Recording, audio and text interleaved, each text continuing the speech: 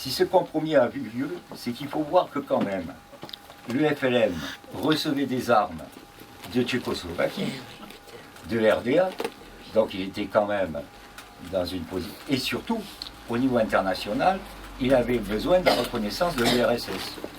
Donc tous ces facteurs-là, bon, ont fait qu'il y a eu, avec le PCA, une certaine négociation.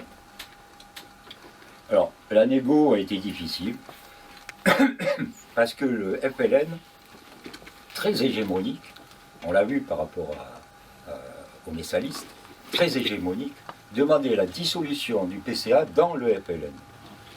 Et vous savez que se dissoudre en tant qu'un parti communiste, c'est pas des choses qu'on pratique tous les jours, et voire même qu'on a tendance largement à rejeter. Donc ça n'a pas marché, donc il y a eu un compromis où le FLN disait ok, vos maquisards rentrent chez nous, dans les maquis, et vous faites le travail politique à part comme vous voulez. Mais c'est à l'oriental, quoi. Donc ce qui fait que là, mais c'est vrai, c'était complètement boiteux. Il y a des régions où ça n'a pas marché, c'est clair. Voilà.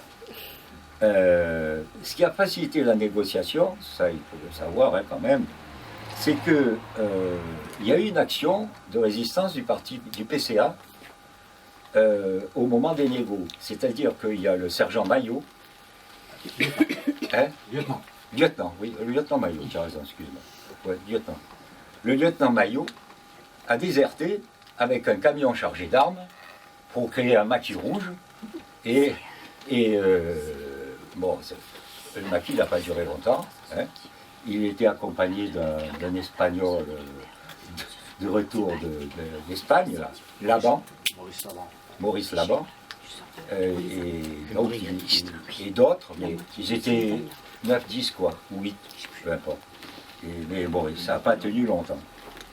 Et il faut savoir que Maillot, je vais rappeler un nom, était un ami d'enfance de Fernand Yveton, qui lui-même était un jeune membre, c'était que des jeunes, hein, un jeune membre du Parti communiste algérien, qui avait essayé de faire sauter une bombe à EDF, qui a été arrêté et décapité à la prison Barberousse. En plus, le